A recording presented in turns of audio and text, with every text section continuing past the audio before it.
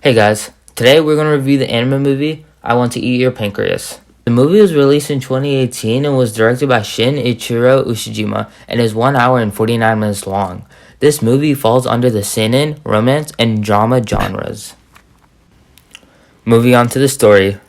The movie is about two high schoolers who have two different outtakes in life. The main female lead is Sakura. She bumps into the main lead. His name won't be mentioned due to spoilers, and decides to spend the rest of the time she has left with him.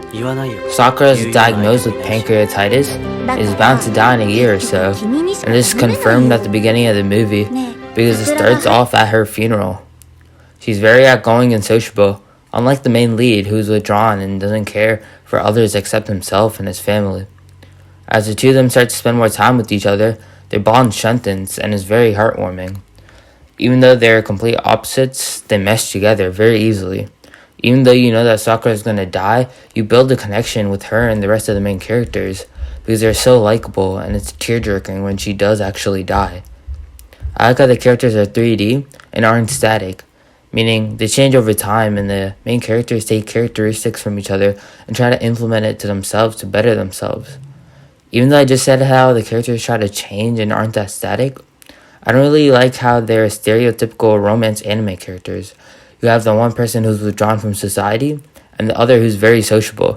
It feels like every other high school romance anime, but this movie does a much better job at it. I also feel like when the characters do change, it feels a little sudden.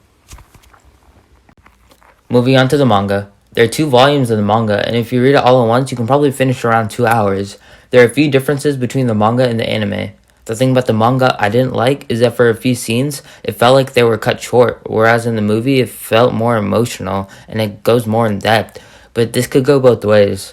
Some things in the manga were completely cut out of the movie, but those things weren't plot changing.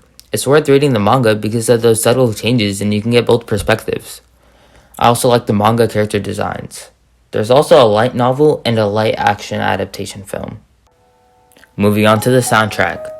The OST or soundtrack is very beautiful. It's very emotional, sometimes it's sad, but it can also be lighthearted and a little upbeat. The soundtrack can also be a little much at times because the movie's already sad, it adds too much of an atmosphere, but at the same time it's perfect because it fits the scenario at hand. My favorite part of the soundtrack is the main theme because it's more fast-paced and lighthearted. Sorry if my pronunciation is going to be off. My least favorite part of the soundtrack is Nani Genkaku Sukata Kotoba because it's slow and can easily be forgotten. My final review score of this movie is a 9 out of 10 and is a must-watch film. Thanks for watching and have a great rest of your day.